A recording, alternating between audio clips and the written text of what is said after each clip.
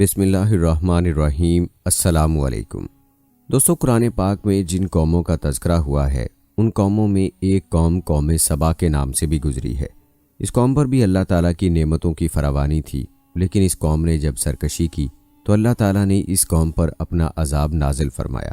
یہ قوم کس گناہ کی مرتکب ہوئی اور اس پر اللہ تعالیٰ نے اپنی کس مخلوق کے ذریعے عذاب بھیجا اور اس قوم کا انجام کیا ہوا، آج کی ویڈیو میں مکمل تفصیل آپ کو بتائیں گے، لہٰذا ویڈیو کو آپ نے اسکپ نہیں کرنا اور آخر تک لازمی دیکھنا ہے۔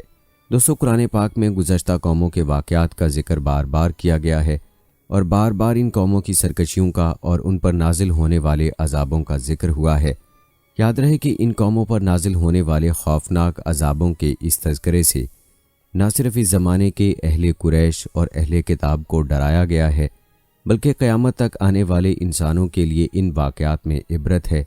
اس لیے ہر مسلمان کو چاہیے کہ ان واقعات پر غور کرے اور ان واقعات سے عبرت حاصل کرے۔ دوستو، ہم بات کر رہے تھے قوم سبا کی۔ آپ کو بتاتے چلیں کہ سبا جنوبی عرب کی ایک بہت بڑی قوم کا نام تھا۔ قدیم زمانے سے ہی عرب کی اس قوم کو کافی شہرت حاصل تھی۔ 2500 سال قبل مسیح کے بابل کے تذکروں میں اس قوم کا ذکر ملتا ہے۔ اسی طرح بابل میں بھی اس قوم کا ذکر ملتا ہے۔ دوستو، قوم سبا کو سبا اسی لیے کہتے ہیں کیونکہ اس کو سبا نام ایک شخص نے آباد کیا تھا۔ حضرت ابن عباس بیان کرتے ہیں کہ رسول اللہ صلی اللہ علیہ وآلہ وسلم سے دریافت کیا گیا کہ سبا کوئی مرد تھا یا کوئی عورت یا ملک کا نام تھا۔ آپ صلی اللہ علیہ وآلہ وسلم نے فرمایا، سبا ایک مرد تھا جس کے 10 بیٹے تھے، ان میں سے 6 یمن چلے گئے تھے اور 4 شام میں چلے گئے تھے۔ سبا سام بن نوح کے بیٹے کیتان کے بیٹے تھے، یہی وجہ تھی کہ انہیں کیتانی عرب بھی کہا جاتا تھا۔ دوستو، کہتے ہیں کہ سبا کا اصل نام عبد الشمس تھا۔ اہل تاریخ نے یہ بھی لکھا ہے کہ عبد الشمس نے اپنے زمانے میں آخری نبی کی بشارت سنائی تھی، وہ ایک نیک انسان تھا۔ سبا جنوبی عرب کے تمام قبائل کا جد امجد تھا۔ اس نے یمن کے مشہور شہر مارب کو آباد کیا تھا۔ ابن کثیر نے یہ بھی لکھا ہے کہ سبا بعد میں یمن کے بادشاہوں کا لقب ہو گیا تھا اور ملکہ سبا یعنی بلقیس کا تعلق بھی اسی سلطنت سے تھا۔ روایات بتاتی ہیں کہ قوم سبا کی سلطنتیں ایک زمانے میں اتنی طاقتور ہو گئی تھیں کہ مصر، شام، ایران اور ہند تک کے علاقے تک پھیل گئے۔ یہاں کے کھنڈرات میں ان کے نشانات اب بھی موجود ہیں۔ دوستو، آپ کو بتاتے چلیں کہ قوم سبا کے عروج کا زمانہ 1100 قبل از مسیح بتایا جاتا ہے۔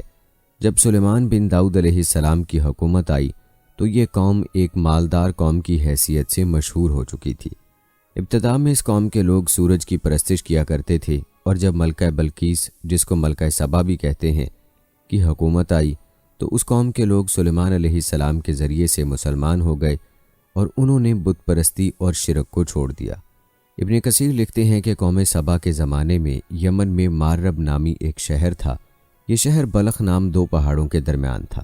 پہاڑوں سے بارشی پانی آنے کی وجہ سے یہ شہر ہمیشہ سیلابی زد میں رہتا تھا، لہٰذا اس قوم کے بادشاہوں نے، جس میں ملکہ بلقیس بھی شامل ہے، ان دنوں پہاڑوں کے بیچ میں ایک بند بنوا دیا۔ یوں سیلابی پانی اس بند کے پیچھے جمع ہو جاتا اور یوں سیلاب سے اس شہر کو محفوظ کیا گیا۔ اس بند میں پانی کے نکلنے کے لیے اوپر نیچے 3 دروازے بنائے گئے اور اس بند کے نیچے ایک بڑا تالاب بنایا گیا جس سے 12 نہریں نکالی گئیں جو شہر کے مختلف اطراف میں پھیلتی گئی۔ دونوں پہاڑوں کے گرد باغات لگائے گئے تھے جن میں ہر طرح کے درخت تھے اور ان میں پھل بھی کثرت کے ساتھ پیدا ہوتے تھے۔ کہتے ہیں کہ ان پھلوں کی اس قدر فراوانی تھی کہ ایک عورت اگر خالی ٹوکری لے کر ان درختوں کے نیچے چلتی تو یہ ٹوکری خود بخود پھلوں سے بھر جاتی تھی۔ سینکڑوں میلوں پر پھیلے ان باغات کا سلسلہ دیکھنے سے یوں محسوس ہوتا تھا کہ یہ ایک خوابوں کا شہر ہے۔ طرح طرح کے پھولوں سے پورا علاقہ معطر ہو جاتا تھا اور جب ہوا چلتی تو یہ خوشبو پورے شہر میں پھیل جاتی تھی اور لوگ لطف اندوز ہوتے تھے۔ دوستو، اللہ تعالیٰ نے اس علاقے کو بلد طیبہ قرار دیا ہے جہاں سردی گرمی کا اعتدال اور آب و ہوا ایسی صحت بخش تھی کہ وہاں مکھی مچھر کا نام نہ تھا اور نہ کوئی موذی جانور وہاں موجود تھا۔ روایات بتاتی ہیں کہ ملکہ بلقیس کا سلیمان علیہ السلام سے رشتہ ہونے کے بعد یہ قوم ایک لمبے عرصے تک توحید پر گامزن رہی، لیکن بعد میں انہوں نے بغاوت اور سرکشی شروع کر دی۔ یہ قوم کافر ہو گئی اور اس قوم میں دوبارہ سے شرک اور بت پرستی کا زور ہو گیا۔ انہوں نے المکہ یعنی چاند دیوتا، اشتر یعنی زہرہ ستارہ، تاب یعنی سورج دیوی اور اسی طرح کے بہت سارے باطل دیوتاؤں کی پوجا شروع کر دی۔ کہتے ہیں کہ بت پرستی کے علاوہ یہ لوگ عیش پرست ہو چکے تھے اور مال و دولت کے نشے میں چور ہو گئے تھے اور خدا کی یاد سے غافل ہو گئے تھے۔ اللہ تعالیٰ کی نعمتوں کی فراوانی کے باوجود وہ اللہ کو بھول بیٹھے اور دنیا کی دل فریبیوں میں ہی مست ہو گئے۔ کہتے ہیں قوم سبا کے لوگ اسراف کرنے لگے تھے اور اللہ تعالیٰ کی نعمتوں کو بے جا برباد کرنے لگے تھے۔ نوبت یہاں تک آ گئی تھی کہ یہ لوگ گندم کی بنی روٹیوں سے بچوں کے جسم کی گندگی کو صاف کرتے تھے اور ان گندی روٹیوں کو اکٹھا کرنے سے ایک پہاڑ بن گیا تھا۔ اگر کوئی نیک صالح شخص انہیں تنبیہ کرتا تو وہ کہتے، جاؤ، ہمیں اناج کی کمی کا کوئی ڈر نہیں ہے، ہمارے پاس پھل، گندم اور میووں کی فراوانی ہے۔ دوستو، جب اس قوم نے اللہ تعالیٰ کی نعمتوں کی ناقدری کی اور انبیاء کی دعوت کو قبول نہ کیا تو اللہ تعالیٰ نے ان پر عذاب بھیجا۔ یہ عذاب کیا تھا اور اس قوم کا انجام کیا ہوا، یہ بھی آپ کو بتائیں گے، لیکن پہلے آپ کو ملکہ بلقیس کا واقعہ بتاتے ہیں، جسے ملکہ سبا کے نام سے بھی پکارا جاتا ہے۔ دوستو، آپ کو بتاتے چلیں کہ قرآن پاک میں اس قوم کا واقعہ ایک پرندے کے حوالے سے بیان ہوا ہے جس کا نام ہدہد ہے۔ روایات بتاتی ہیں حضرت سلیمان علیہ السلام کو کسی موقع پر ہدہد کی ضرورت محسوس ہوئی۔ ہدہد کے متعلق مشہور ہے کہ جس مقام پر پانی سطح زمین سے نزدیک تر ہو اسے معلوم ہو جاتا ہے۔ اللہ بہتر جانتا ہے کہ انہیں یہی ضرورت تھی یا کچھ اور تھی، البتہ انہوں نے پرندوں کے لشکر میں ہدہد کو تلاش کیا لیکن وہ وہاں نہ ملا۔ آپ کو اس بات کا سخت رنج ہوا اور فرمایا کہ یا تو وہ اپنی غیر حاضری کی کوئی معقول وجہ پیش کرے ورنہ میں اسے سخت سزا دوں گا یا ذبح ہی کر ڈالوں گا۔ روایات کے مطابق تب حضرت سلیمان علیہ السلام کی سلطنت فلسطین، شرق اردن اور شام کے کچھ علاقے میں تھی۔ افریقہ میں بھی حبشہ اور مصر کا کچھ حصہ آپ کے زیر نگین آ گیا تھا، لیکن جنوبی یمن کا علاقہ آپ کی سلطنت سے بہت دور تھا۔ ہدہد حضرت سلیمان علیہ السلام کے لشکر سے غائب ہو کر یمن کے علاقے سبا میں پہنچ گیا تھا۔ یہاں کے لوگ تجارت پیشہ اور آسودہ حال تھے۔ کچھ دیر بعد ہدہد حضرت سلیمان علیہ السلام کے پاس حاضر ہو گیا اور کہنے لگا کہ میں اہل سبا کے کچھ ایسے یقینی حالات معلوم کر کے آ رہا ہوں جن کی تاحال آپ کو کچھ خبر نہیں ہے، اور وہ یقینی خبر یہ ہے کہ سبا کا ملک ایک زرخیز شاداب علاقہ ہے۔ ان لوگوں کو وہاں سب ضروریات زندگی وافر مقدار میں میسر ہیں۔ ان لوگوں پر حکمران ایک عورت ہے جس کا نام ملکہ بلقیس ہے، جو بڑے عالی شان تخت پر بیٹھ کر حکمرانی کر رہی ہے۔ اس کا تخت سونے کا ہے جس میں ہیرے اور جواہرات جڑے ہوئے ہیں، اور اس وقت ایسا تخت کسی بادشاہ کے پاس نہیں ہے۔ مذہبی لحاظ سے یہ لوگ مشرک اور آفتاب پرست ہیں اور اپنے اس مذہب پر خوش اور نازاں ہیں۔ سورج پرستی کو نیکی اور ثواب کا کام سمجھتے ہیں۔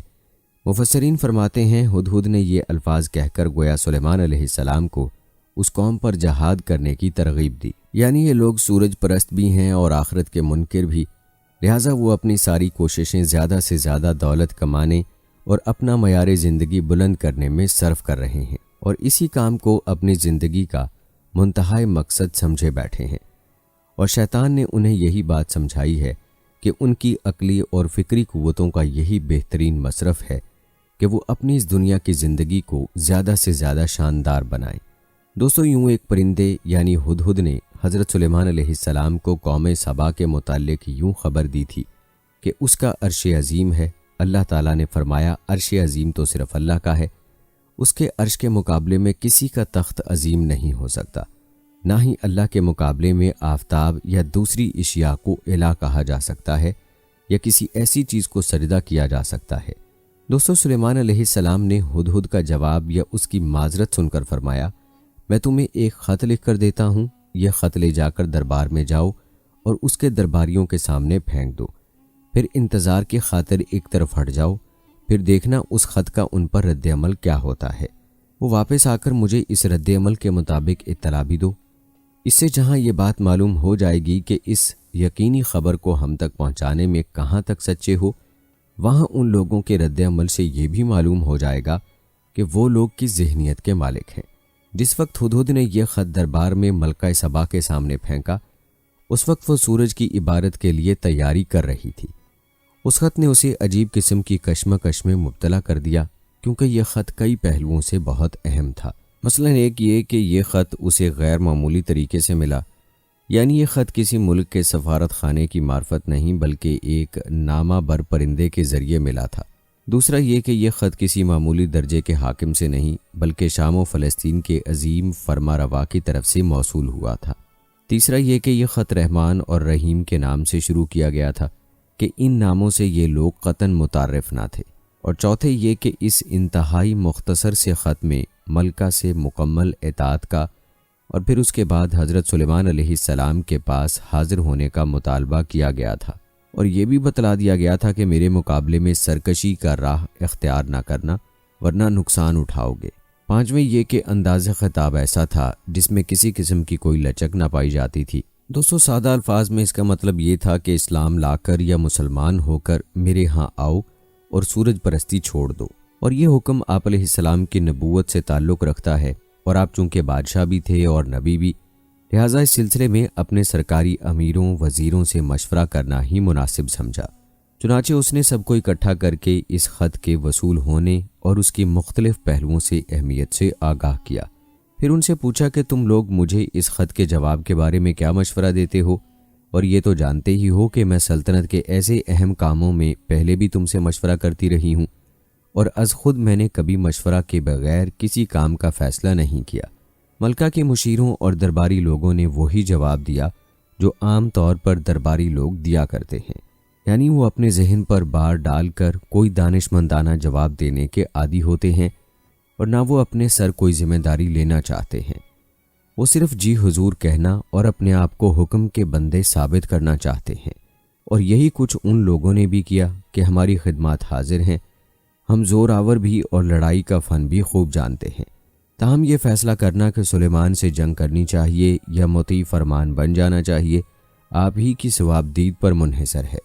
گویا ملکہ کو اپنے مشیروں سے مشورہ کرنے کا کوئی خاص فائدہ نہ ہوا، ماسوائے اس کے کہ اگر ملکہ مقابلے کا ارادہ رکھتی ہو تو انہوں نے اپنی وفاداریوں کا اسے یقین دلا دیا۔ دوستو، روایات بتاتی ہیں کہ خط کے انداز خطاب سے ملکہ کو یہ معلوم ہو گیا تھا کہ سلیمان عام فرما رواؤں کی طرح نہیں بلکہ ان کی پشت پر کوئی غیر معمول طاقت ہے، اور یہ بھی معلوم ہو رہا تھا کہ اگر ملکہ اور اس کے پیروکار مطیع فرمان بن کر سلیمان علیہ السلام کے پاس حاضر نہ ہوئے تو حضرت سلیمان علیہ السلام ان کی سرکوبی کے لیے ضرور ان پر چڑھائی کریں گے۔ دوستو، حضرت سلیمان علیہ السلام یہ تو گوارا کر سکتے تھے کہ یہ لوگ سورج پرستی چھوڑ کر راہ راست پر آ جائیں تو ان سے کچھ تعرض نہ کیا جائے، مگر یہ گوارا نہ کر سکتے تھے کہ ان کے پاس اسباب و وسائل موجود ہونے کے باوجود ان کے قرب و جوار میں اس طرح اعلانیہ ملکی سطح پر شرک اور سورج پرستی ہوتی رہے۔ لہٰذا ملکہ کے خطرات کچھ موہوم خطرات نہ تھے۔ اس نے ٹھیک اندازہ کر لیا تھا کہ ایک تو حضرت سلیمان علیہ السلام ان کی سرتابی کی صورت میں ضرور ان پر چڑھائی کریں گے، اور دوسرے اس نے یہ بھی اندازہ کر لیا تھا کہ حضرت سلیمان علیہ السلام کے لشکروں کے مقابلے میں ان میں مقابلے کی تاب نہیں ہے۔ لہٰذا اس نے خاموشی کے انجام سے اپنے مشیروں کو متنبہ کرتے ہوئے کہا کہ دنیا میں اکثر یوں ہی ہوتا آیا ہے کہ جب کوئی بادشاہ کسی ملک کو فتح کرتا ہے تو سب سے پہلے اس ملک کے وسائل معاش پر قبضہ کر کے اس ملک کو مفلس و قلاش بنا دیتا ہے، پھر وہاں کے سرکردہ لوگوں کو کچل کر ان کا زور ختم کر دیتا ہے تاکہ وہ دوبارہ کبھی اس کے مقابلے کی بات بھی نہ سوچ سکیں۔ اس طرح وہ اس مفتوحہ ملک کے تمام سیاسی، تمدنی اور معاشی وسائل پر قبضہ کر کے اس ملک کی طاقت کو عملاً ختم کر کے اپنی طاقت میں اضافہ کر لیتا ہے، جس کا نتیجہ یہ ہوتا ہے کہ اکابرین مملکت یا تو موت کے گھاٹ اتار دیے جاتے ہیں یا پھر انہیں ذلیل و رسوا ہو کر رہنا پڑتا ہے۔ لوٹ کھسوٹ اور قتل و غارت عام ہوتا ہے، اور بسا اوقات شہروں کو آگ لگا دی جاتی ہے، اور عام حالات میں ایسے ہی نتائج متوقع ہیں۔ دوستو، ملکہ کی اس تقریر سے یہ تو صاف واضح تھا کہ وہ مقابلے کے لیے تیار نہیں، مگر وہ فوری طور پر مطیع فرمان ہونے پر بھی آمادہ نہ تھی۔ لہٰذا اس نے ایک دانش مندانہ قدم اٹھاتے ہوئے درمیانی راستہ اختیار کیا، جو یہ تھا کہ حضرت سلیمان کے پاس ایک وفد بھیجا جائے اور ساتھ کچھ تحفے تحائف بھی بھیجے جائیں۔ ان لوگوں کے رد عمل سے ان کی ذہنیت پوری طرح واضح ہو جائے گی۔ چنانچہ اس نے ہدیے کی صورت میں بہت سامان و دولت، کچھ سونے کی اینٹیں اور کچھ نوادرات بھیجے، اور وفد کے لیے ایسے آدمی انتخاب کیے جو بہت خوبصورت تھے، اور اس سے دراصل وہ حضرت سلیمان علیہ السلام کا امتحان لینا چاہتی تھی وہ کس قسم کی اشیاء کا شوق رکھتے ہیں، نیز یہ کہ اگر وہ دنیا دار بادشاہ ہے تو تحائف قبول کر لے گا، اس صورت میں اس سے جنگ بھی لڑی جا سکتی ہے، اور نبی ہے تو تحفے قبول نہیں کرے گا، نہ اس سے مقابلہ ممکن ہوگا۔ جب یہ وفد تحائف لے کر حضرت سلیمان علیہ السلام کے پاس حاضر ہوا تو آپ نے یہ تحفے قبول کرنے سے انکار کر دیا اور انہیں واضح طور پر بتلا دیا کہ مال و دولت سے مجھے کچھ غرض نہیں، نہ ہی میں مال و دولت کی رشوت لے کر اپنے ارادے سے باز رہ سکتا ہوں۔ میں یہ دولت لے کر کیا کروں گا؟ وہ تو میرے پاس پہلے ہی تم سے بہت زیادہ موجود ہے، یہ تمہارے تحفے تمہیں ہی مبارک ہوں۔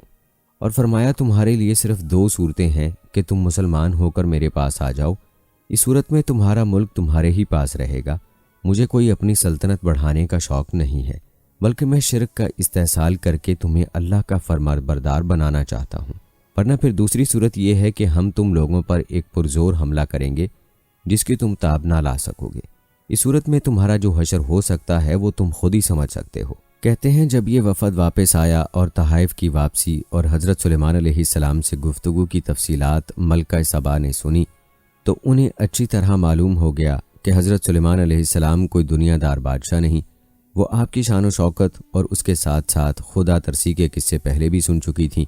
تحائف کی واپسی اور وفد کے تاثرات نے تائید مزید کر دی، لہٰذا ملکہ سبا نے یہی مناسب سمجھا کہ ایسے پاکیزہ سیرت بادشاہ کے حضور خود حاضر ہونا چاہیے، چنانچہ اس نے حضرت سلیمان علیہ السلام کو یروشلم میں عنقریب اپنے حاضر ہونے کی اطلاع بھیج دی۔ جب حضرت سلیمان علیہ السلام کو ملکہ سبا کے آپ کے ہاں آنے کی اطلاع مل گئی تو آپ نے چاہا کہ ملکہ سبا کا وہی تخت جس کے متعلق ہدہد نے کہا تھا کہ وہ بڑا عظیم الشان ہے، اس کے آنے سے پہلے یہاں اپنے پاس منگوا لیا جائے۔ یاد رہے کہ جنات آپ علیہ السلام کے تابع فرمان تھے اور وہ یہ کام کر بھی سکتے تھے، اسے حضرت سلیمان علیہ السلام کا مقصد یہ تھا کہ تبلیغ کے ساتھ ساتھ ملکہ کو کوئی ایسی نشانی بھی دکھلا دی جائے جسے ملکہ پر پوری طرح واضح ہو جائے کہ وہ محض ایک دنیا دار فرما روا نہیں، بلکہ اللہ نے انہیں بہت بڑی نعمتوں سے اور فضیلتوں سے نوازا ہے، اور اسے یقین ہو جائے کہ آپ صرف ایک سلطنت کے فرما روا ہی نہیں بلکہ اللہ کے نبی بھی ہیں۔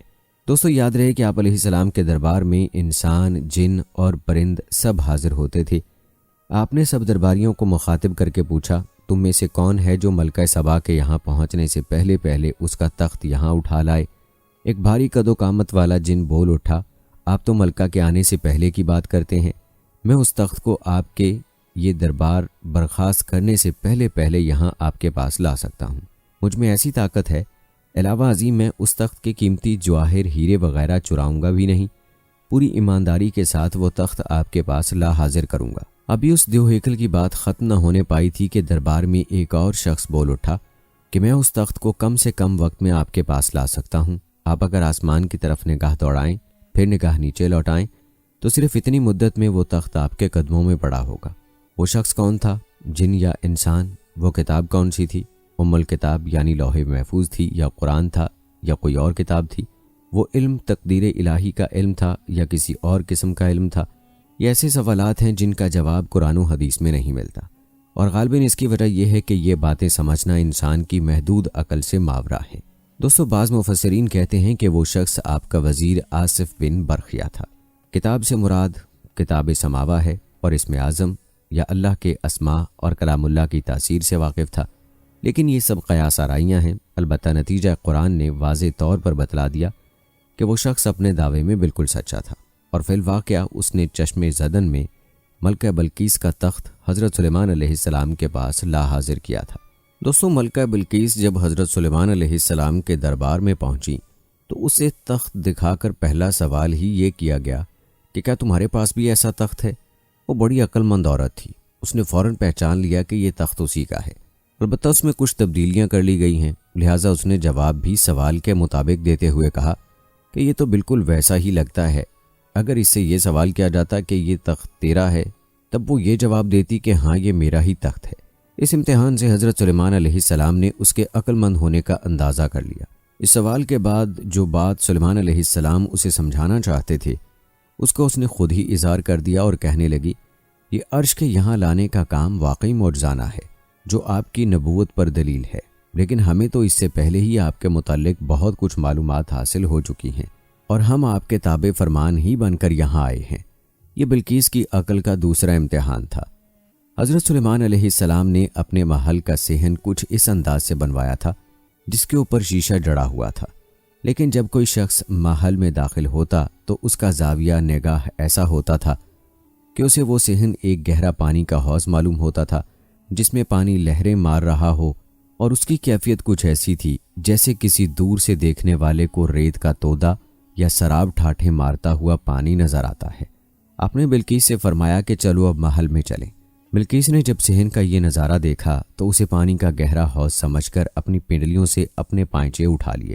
تب سلیمان علیہ السلام نے اسے بتلایا کہ پائنچے اوپر چڑھانے کی ضرورت نہیں، یہ پانی کا حوض نہیں بلکہ شیشے کا چکنا فرش ہے۔ گویا وہ اس امتحان میں دھوکہ کھا گئی، یعنی جس طرح میں نے شیشے کے صحن کو پانی کا لہریں مارنے والا گہرا حوض سمجھ کر غلطی کھائی ہے، اسی طرح میں اور میری قوم سورج کی چمک اور دمک دیکھ کر اسے معبود سمجھنے لگے، تو یہ بھی ہماری فاش غلطی اور اپنے آپ پر ظلم تھا۔ دوستو، بلقیس جو اللہ رب العالمین پر ایمان لائی تو یہ اس کی بصیرت تھی، اور کئی واقعات ایسے پہلے گزر چکے تھے جن سے اسے یہ یقین ہوتا جا رہا تھا کہ سلیمان علیہ السلام واقعی حق پر ہیں اور اللہ کے نبی ہیں اور اس کے مذہب کی بنیاد باطل پر ہے۔ سب سے پہلے تو اس نے خط کے مضمون سے یہ نتیجہ اخذ کیا تھا، اس قسم کا خط بھیجنے والا عام کوئی فرما روا نہیں ہو سکتا۔ پھر جس نامہ بر یعنی ہدہد کے ذریعے اسے یہ خط پہنچا تھا وہ بھی ایک غیر معمولی بات تھی، اور تحائف کی واپسی سے بھی اس نے یہ اندازہ لگا لیا تھا کہ وہ کوئی دنیا دار فرما روا نہیں، نیز یہ کہ وہ کبھی اس کے مقابلے کی تاب نہ لا سکے گی۔ پھر تحائف لانے والے وفد نے جو عظیم فرما روا کے منکسر المزاج اور پاکیزہ سیرت کے حالات بیان کیے تھے تو ان باتوں سے بھی وہ شدید متاثر ہو چکی تھی۔ پھر جب وہ حضرت سلیمان علیہ السلام کے پاس پہنچی تو جس تخت کو وہ اپنے پیچھے چھوڑ کر آئی تھی اسے اپنے سامنے پڑا دیکھ کر وہ حضرت سلیمان علیہ السلام کی نبوت کی دل سے قائل ہو چکی تھی۔ اب محل میں داخل کے وقت جس چیز نے اسے سب سے زیادہ متاثر کیا وہ یہ چیز تھی کہ اتنا بڑا فرما روا جس کے پاس اس سے کئی گنا زیادہ مال و دولت اور عیش و عشرت کے سامان موجود ہیں، وہ اس قدر اللہ کا شکر گزار اور منکسر المزاج اور متواضع بھی ہو سکتا ہے۔ ان سب باتوں نے مل کر اسے مجبور کر دیا کہ وہ حضرت سلیمان علیہ السلام کے سامنے اب برملا اپنی ایمان لانے کا اعلان کر دے، اور یوں ملکہ بلقیس نے حضرت سلیمان علیہ السلام کی پیروی اختیار کر لی اور اللہ کی ذات پر ایمان لے آئی۔ دوستو، یہ تھا واقعہ ملکہ بلقیس کا جو اسی قوم سبا سے تعلق رکھتی تھی جس کا ہم تذکرہ کر رہے تھے، اور پہلے بھی ذکر ہو چکا کہ ملکہ بلقیس یعنی ملکہ سبا کی ایمان لانے کے بعد یہ قسم کافی عرصے تک توحید پرست رہی، لیکن وقت گزرنے کے ساتھ یہ قوم دوبارہ سے مشرک ہو گئی اور اس قوم نے اللہ تعالیٰ کی نعمتوں کی ناقدری شروع کر دی جس کا تذکرہ آپ ملاحظہ کر چکے ہیں۔ آئیے اب آپ کو بتاتے ہیں کہ اس قوم نے جب سرکشی کی تو اس کا انجام کیا ہوا۔ دوستو، تاریخ بتاتی ہے کہ قوم سبا کی طرف وقتاً فوقتاً 13 نبی مبعوث کیے گئے تھے، جن میں سے ایک پیغمبر حضرت سلیمان علیہ السلام بھی تھے۔ ان پیغمبروں کا تفصیلی تذکرہ کسی بھی تاریخی حوالے میں موجود نہیں ہے، البتہ ان انبیاء نے ان لوگوں کو خدا کا شکر بجا لانے کی تلقین کی، انہیں راہ راست پر آنے کی نصیحت کی اور بیجا اسراف سے توبہ کرنے کو کہا، لیکن باقی سرکش قوموں کی طرح اس قوم نے بھی انبیاء کی دعوت کو رد کر دیا۔ اللہ نے اس قوم کو کافی مہلت دی لیکن یہ کفران نعمت پر قائم رہے، لہٰذا اللہ تعالیٰ نے ان کی گرفت کرنے کا فیصلہ کیا۔ ان کے جرم کی پاداش میں ان پر اندھے چھچھندروں کو مسلط کر دیا۔ ان صحرائی چھچھندروں اور چوہوں نے مارب ڈیم کا رخ کیا اور اس کے بند کو نیچے سے کھودنا شروع کر دیا اور اس کے نیچے سوراخ کرتے چلے گئے۔ چوہوں نے بند کے نیچے چھوٹے بڑے سوراخ جگہ جگہ کر دیے اور بند کو کھوکھلا کر دیا۔ دوسری جانب بارشیں زیادہ ہوئیں جن کی وجہ سے سیلاب آ گیا اور اس بند میں پانی بہت زیادہ اکٹھا ہو گیا۔ اچانک بند کی دیواریں ٹوٹیں، اسے ایک بہت بڑا سیلاب آیا جس میں تمام دیہات، آبادیاں، مال مویشی، باغات، کھیتیاں، ان کے محل اور گھر پانی میں غرق ہو کر نابود ہو گئے۔ ان کے باغات اور زراعت میں سے صرف بیری کے درخت اور کچھ جھاڑیاں بچی تھیں۔ خوش الحان پرندے وہاں سے کوچ کر گئے تھے، جبکہ الوؤں اور کووں نے قوم سبا کے کھنڈرات میں اپنے گھونسلے بنائے تھے۔ دوستو، اس بات کا ذکر سورہ سبا کی آیت نمبر 15 اور 16 میں ملتا ہے، اور آخر میں سورہ سبا کی آیت نمبر 17 میں قرآن کریم میں اس واقعے کا یوں نتیجہ نکالا ہے یہ ہم نے ان کی ناشکری کی سزا دی ہے اور ہم ناشکروں کے علاوہ کسی کو سزا نہیں دیتے۔ دوستو، یوں اللہ تعالیٰ نے اس قوم کی ناشکری اور اس کی سرکشی کی وجہ سے اس کو اپنے عذاب کا مزہ چکھایا اور اس قوم کو اس کے باغات سمیت غرق کر کے صفحہ ہستی سے مٹا دیا۔ دوستو، اس واقعے میں ہمارے لیے یہی سبق ہے کہ ہم اللہ کی نعمتوں کی ناقدری نہ کریں اور کفران نعمت نہ کریں، ورنہ اللہ تعالیٰ ہم سے بھی یہ نعمتیں چھین لے گا۔ دوستو، قوم سبا کا تفصیلی تذکرہ ہم نے آپ کے گوش گزار کیا ہے۔ اب آپ کو حضرت سلیمان علیہ السلام کے معجزات کے حوالے سے دلچسپ حقائق بتاتے ہیں، لہٰذا ویڈیو کو آپ نے اسکپ نہیں کرنا اور آخر تک لازمی دیکھنا ہے۔ دوستو، یاد رہے کہ حضرت سلیمان علیہ السلام اللہ تعالیٰ کے برگزیدہ نبی اور حضرت داؤد علیہ السلام کے فرزند ارجمند ہیں۔ والد کے انتقال کے بعد کم عمری میں ہی تخت نشین ہو گئے۔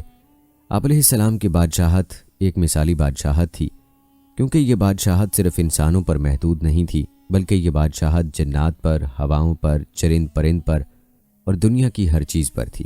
آپ علیہ السلام کو اللہ تعالیٰ نے جانوروں کی بولیوں کا علم بھی عطا فرما رکھا تھا۔ یہی وجہ ہے کہ آپ علیہ السلام کی زندگی سے جڑے بہت سے واقعات بڑے ہی دلچسپ ہیں۔ دوستو، آئیے پہلے آپ کو حضرت سلیمان علیہ السلام کے حسب نسب کے بارے میں بتاتے ہیں۔ آپ کو بتاتے چلیں کہ آپ علیہ السلام کا سلسلہ نسب حضرت ابراہیم علیہ السلام سے جا ملتا ہے۔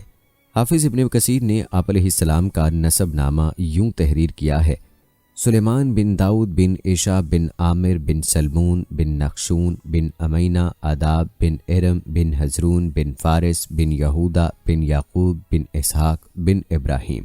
اور دوستو، جہاں تک بات ہے آپ علیہ السلام کی والدہ کی، تو ان سے متعلق بہت کم معلومات دستیاب ہیں اور جو ہیں وہ بھی مستند نہیں۔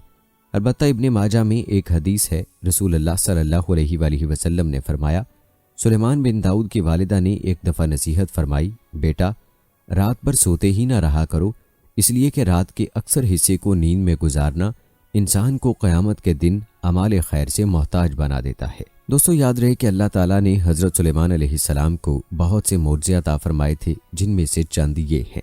نمبر 1، ایسی عظیم بادشاہت جو ان سے پہلے کسی کو نصیب ہوئی اور نہ ان کے بعد کسی کو میسر آئے گی۔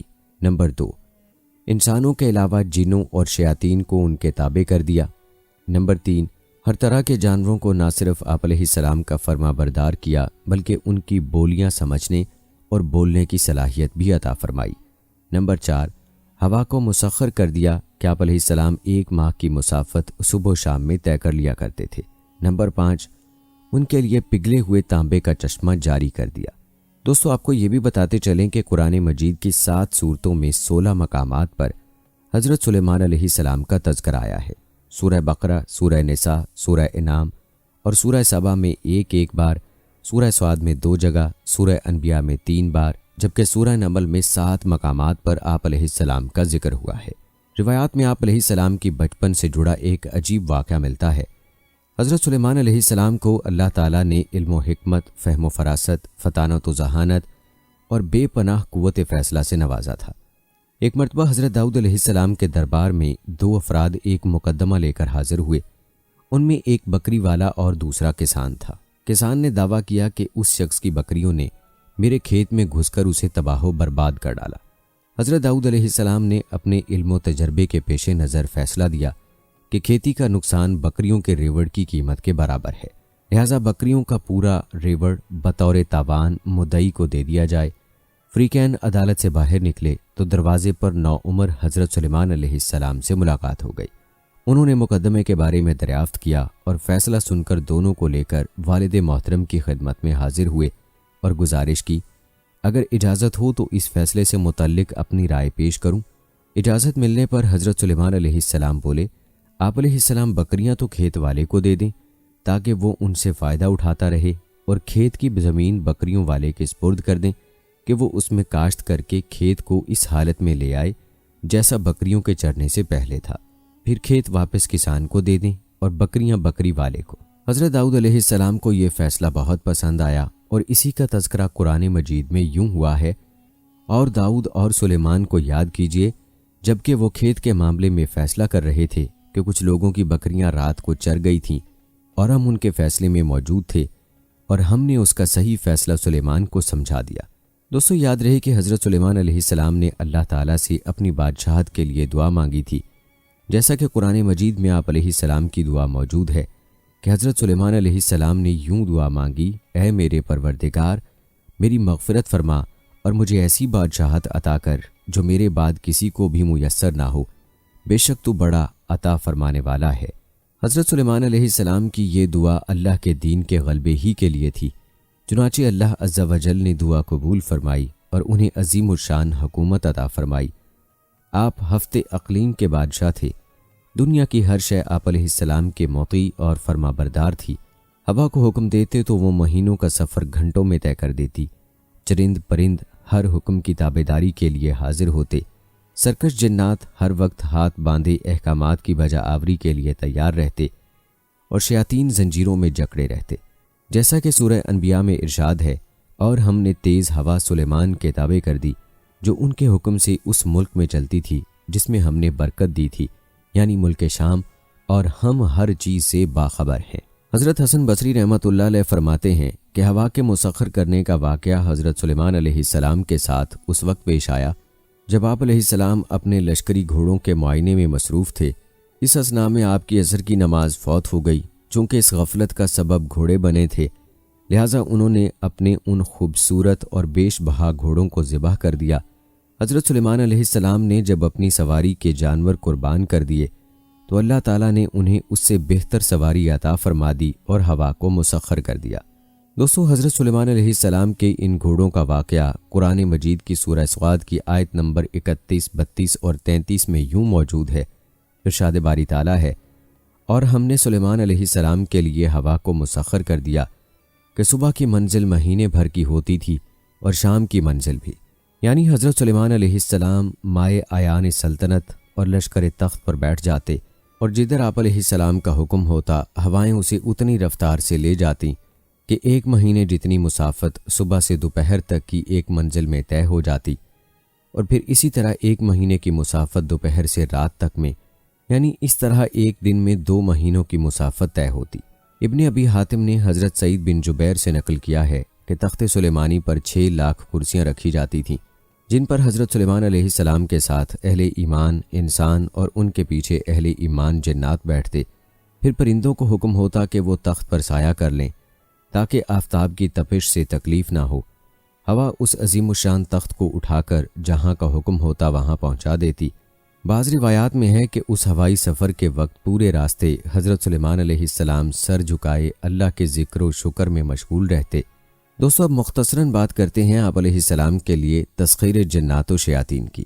جیسا کہ پہلے بھی ذکر ہوا ہے کہ اللہ تعالیٰ نے جنات اور شیاطین کو بھی حضرت سلیمان علیہ السلام کا تابع اور فرما بردار بنا دیا تھا، جو نوکروں چاکروں کی طرح آپ علیہ السلام کا ہر حکم بجا لاتے اور آپ علیہ السلام کے لیے سمندر کی تہ سے قیمتی موتی، ہیرے، جواہرات نکال لاتے۔ حضرت سلیمان علیہ السلام کو بڑی اور خوبصورت عمارتیں بنانے کا شوق تھا، چنانچہ وہ آپ علیہ السلام کے حکم پر شاندار عمارتیں بناتے۔ اگر ان میں سے کوئی سرکشی کرتا تو حضرت سلیمان علیہ السلام اسے سزا دیتے اور زنجیروں میں جکڑ دیتے۔ جیسا کہ قرآن مجید میں ارشاد ہے، ہم نے بہت سے شیاطین بھی ان کے تابع کیے تھے جو ان کے فرمان سے غوطے لگاتے تھے اور اس کے سوا بھی بہت سے کام کرتے تھے، اور ان کے نگہبان ہم ہی تھے۔ یاد رہے کہ ان جنوں میں بھی 2 طرح کے جنات تھے، ایک تو اہل ایمان تھے جو اپنے نبی کا ہر حکم مذہبی فریضہ سمجھ کر پورا کرتے، لیکن جو جن کافر تھے انہیں شیاطین کہا گیا، وہ اپنے کفر اور سرکشی کے باوجود حضرت سلیمان علیہ السلام کے تابع فرمان تو رہتے، لیکن اس سے نقصان کا بھی اندیشہ تھا، اس لیے اللہ تعالیٰ نے ان کی حفاظت فرمائی۔ جیسا کہ سورہ سبا میں ارشاد ہے، جو کوئی ان میں سے ہمارے حکم سے پھرے گا اس کو ہم آگ کا مزہ چکھائیں گے۔ مفسرین فرماتے ہیں کہ اللہ تعالیٰ نے ایک فرشتہ مقرر فرما دیا تھا جس کے ہاتھ میں آگ کا سونٹا ہوتا، جو جن حضرت سلیمان علیہ السلام کے حکم سے سرتابی کرتا، فرشتہ اسے سونٹا مارتا جس سے وہ جل کر بھسم ہو جاتا۔ دوستو، بات کرتے ہیں تانبے کے چشمے کی۔ قرآن مجید میں ارشاد باری تعالیٰ ہے، سورہ سبا کی آیت نمبر 12 میں اللہ تعالیٰ فرماتے ہیں، اور ہم نے ان کے لیے تانبے کا چشمہ بہا دیا۔ اللہ تعالیٰ کی جانب سے حضرت سلیمان علیہ السلام کو عطا کیے گئے معجزات میں سے ایک پگھلے ہوئے تانبے کے وہ چشمے ہیں جن میں جنات بڑی بڑی دیگیں، لگن، برتن اور بحری جہاز تیار کیا کرتے تھے۔ تورات اور جدید تاریخی تحقیقات سے پتہ چلتا ہے کہ حضرت سلیمان علیہ السلام نے بڑے پیمانے پر بحری تجارت کا سلسلہ شروع کیا تھا۔ ایک طرف اسیون جابر سے ان کے تجارتی جہاز بحیرہ احمر میں یمن اور دوسری جنوبی و مشرقی ممالک کی طرف جاتے، اور دوسری طرف بحیرہ روم کی بندرگاہوں سے ان کا بیڑا، جسے بائبل میں ترسی بیڑا کہا گیا ہے، مغربی ممالک کی طرف جایا کرتا تھا۔ کہا جاتا ہے کہ اسیون جابر میں ان کے زمانے کی ایک عظیم الشان بھٹی ملی ہے۔ آثار قدیمہ کے ماہرین کا اندازہ ہے کہ یہاں ادوم کے علاقے اور باقی کانوں سے خام لوہا اور تانبا لایا جاتا اور اس بھٹی میں پگھلا کر اسے دوسرے کاموں کے علاوہ جہاز سازی میں بھی استعمال کیا جاتا تھا۔ اس سے قرآن مجید کی اس آیت کا مفہوم واضح ہوتا ہے جو سورہ سبا میں حضرت سلیمان علیہ السلام کے متعلق آئی ہے کہ ہم نے ان کے لیے پگھلی ہوئی دھات کا چشمہ بہا دیا۔ دوستو، اب بات کرتے ہیں آپ علیہ السلام کے جانوروں کی بولیوں کے علم کی۔ یاد رہے کہ اللہ تعالیٰ نے حضرت سلیمان علیہ السلام کو تمام جانوروں حتیٰ کہ چیونٹیوں تک کی بولیوں کے علم سے نوازا تھا، جس کا تذکرہ قرآن پاک میں یوں آتا ہے: اے لوگو، ہمیں یعنی حضرت سلیمان علیہ السلام کو پرندوں کی بولیاں سکھائی گئی ہیں۔ اور اسی سورہ مبارکہ میں ذکر ہے کہ ایک مرتبہ حضرت سلیمان علیہ السلام اپنے لاؤ لشکر کے ساتھ ایک ایسے میدان سے گزرے جہاں چونٹیوں کی بڑی بستی تھی۔ چونٹیوں کی ملکہ نے جب لشکر کو دیکھا تو کہا: اے چونٹیوں، اپنے گھروں میں گھس جاؤ، کہیں ایسا نہ ہو کہ حضرت سلیمان علیہ السلام اور ان کا لشکر تمہیں پیروں تلے رونڈ ڈالے اور انہیں روندنے کی خبر بھی نہ ہو۔ یہ بات سن کر حضرت سلیمان علیہ السلام مسکرا دیے اور اللہ کا شکر بجا لائے اور کہنے لگے: اے میرے رب، مجھے توفیق عنایت کر کے جو احسان تو نے مجھ پر اور میرے والدین پر کیے ہیں ان کا شکر کروں اور ایسے نیک کام کروں کہ تو ان سے خوش ہو جائے، اور مجھے اپنی رحمت سے اپنے نیک بندوں میں داخل فرما۔ حضرت سعدی رحمۃ اللہ علیہ فرماتے ہیں کہ حضرت سلیمان علیہ السلام کے عہد میں قحط پڑا تو آپ علیہ السلام نے لوگوں کو نماز استسقاء کے لیے نکلنے کا حکم دیا۔ جب نماز پڑھنے میدان میں گئے تو وہاں ایک چونٹی اپنے قدموں پر کھڑی دعا کر رہی تھی: اے اللہ، میں بھی تیری مخلوق ہوں، ہمارا بھی تیرے فضل کے بغیر چارہ نہیں، اے اللہ ان پر بارش برسا دے۔ یہ سن کر آپ علیہ السلام واپس آ گئے اور لوگوں کو کہا کہ اب بارش ہو جائے گی۔ دوستو، چونکہ سلیمان علیہ السلام جانوروں اور پرندوں کی بولی جانتے تھے، اس لیے آپ علیہ السلام کے بہت سے اس طرح کے واقعات منقول ہیں جو انتہائی دلچسپ ہیں اور جن میں انسانوں کے لیے سبق بھی موجود ہے۔ ایک اور واقعہ چونٹی کے حوالے سے ہے، یہ بھی آپ کے گوش گزار کرتے ہیں۔ روایات بتاتی ہیں کہ ایک دن حضرت سلیمان علیہ السلام دریا کے کنارے بیٹھے ہوئے اللہ کی قدرت کے نظارے فرما رہے تھے تو دیکھا کہ ایک چونٹی آئی جس کے منہ میں ایک دانہ تھا، رزق تھا، اور یہ اس خوراک کو، اس دانے کو لے کر دریا کے کنارے جا رہی تھی۔ حضرت سلیمان علیہ السلام یہ سب دیکھ رہے تھے کہ چونٹی چلتے چلتے آہستہ آہستہ اپنی رفتار سے چلتے ہوئے دریا کے کنارے جا پہنچی۔ اس دوران ایک عجیب واقعہ آپ علیہ السلام نے دیکھا کہ جب یہ چونٹی دریا کے پاس پہنچی تو دریا میں سے ایک مینڈک باہر آیا اور منہ کھولا۔ چونٹی اس کے منہ میں چلی گئی اور مینڈک واپس دریا میں چلا گیا۔ یہ سب منظر اللہ کے نبی علیہ السلام دیکھ رہے تھے۔ کچھ دیر بعد وہ مینڈک پھر آیا، اس نے پھر منہ کھولا اور چونٹی اس کے منہ سے باہر آ گئی۔ حضرت سلیمان علیہ السلام نے غور کیا تو ایک فرق محسوس ہوا کہ اس سے پہلے چونٹی جب مینڈک کے منہ میں گئی تھی تو اس کے منہ میں دانہ تھا، ایک رزق تھا جو اب اس کے منہ میں نہیں ہے۔ دوستو، جیسا کہ پہلے بھی آپ کو بتایا کہ حضرت سلیمان علیہ السلام چرند پرند سب سے بات کیا کرتے تھے، تو آپ علیہ السلام نے چونٹی کو طلب کیا اور پوچھا کہ یہ کیا معاملہ ہے، یہ تم کیا کر رہی ہو؟ ابھی تم منہ میں دانہ لے کر مینڈک کے منہ میں گئی تھی، تم کہاں گئی تھی؟ یہ چونٹی کہنے لگی: اے پیغمبر خدا، اس سمندر کی گہرائی میں جا کر دور ایک پتھر ہے، یہ پتھر اندر سے خالی ہے، اس پتھر کے اندر ایک کیڑا رہتا ہے، اللہ تعالیٰ نے اس کیڑے کو ایسے مقام پر پیدا کیا ہے کہ وہ وہاں سے نکل نہیں سکتا، وہی اس کی کل کائنات ہے، مجھے اللہ تعالیٰ نے اس کام پر مقرر کیا ہے کہ میں اس کو کھانا پہنچاؤں۔ قادر مطلق نے اس مینڈک کو مامور کیا ہے، مینڈک روزانہ مجھے اپنے منہ میں لے کر پانی سے ہوتا ہوا اس پتھر کے پاس لے کر جاتا ہے، وہ مینڈک اپنا منہ اس پتھر کے سوراخ پر رکھ دیتا ہے، میں اس کے منہ سے نکل کر کیڑے کے پاس جاتی ہوں، وہ اناج جو میرے منہ میں ہوتا ہے وہ اناج میں اس کے پاس رکھ دیتی ہوں، یہ مینڈک میرا انتظار کرتا رہتا ہے، میں واپس اس کے منہ میں داخل ہو جاتی ہوں، یہ پانی میں تیرتے ہوئے مجھے واپس پانی سے باہر لے آتا ہے۔ حضرت سلیمان علیہ السلام نے اس سے پوچھا: جب تم اس کے لیے کھانا لے جاتی ہو تب تم نے اس کی کبھی کوئی گفتگو سنی ہے؟ چونٹی کہنے لگی ہاں، جب میں اس کے لیے کھانا لے کر جاتی ہوں تو ہر روز میں اس کیڑے کی گفتگو سنتی ہوں۔ حضرت سلیمان علیہ السلام نے دریافت کیا کہ اس کی گفتگو کیا ہے، وہ کیڑا کیا کہتا ہے؟ چونٹی بولی، وہ کیڑا کہتا ہے، اے وہ ذات جس نے سمندر کی گہرائیوں میں اس پتھر کے اندر بھی مجھے نہیں بھلایا، اپنے مومن بندوں پر اپنی رحمت کو بھی مت بھولنا۔ اس چونٹی کی کہانی سننے کے بعد حضرت سلیمان علیہ السلام کے دل میں ایک خواہش پیدا ہوئی اور آپ علیہ السلام نے اس خواہش کا تذکرہ اللہ سے کر ڈالا۔ دوستو، حضرت سلیمان علیہ السلام کی یہ خواہش کیا تھی اور اللہ نے کیا جواب دیا، یہ بھی ایک دلچسپ داستان ہے۔ آئیے آپ کو بتاتے ہیں کہ حضرت سلیمان علیہ السلام کے دل کی یہ خواہش کیا تھی جو چونٹی کے رزق پہنچانے پر آپ علیہ السلام کے دل میں پیدا ہوئی۔ یاد رہے کہ آپ علیہ السلام کلی یہ خواہش خدا نہ خواستہ کسی تکبر کی وجہ سے نہیں تھی، بلکہ رب تعالیٰ سے محبت کے سبب تھی، مخلوقات سے محبت کے سبب تھی۔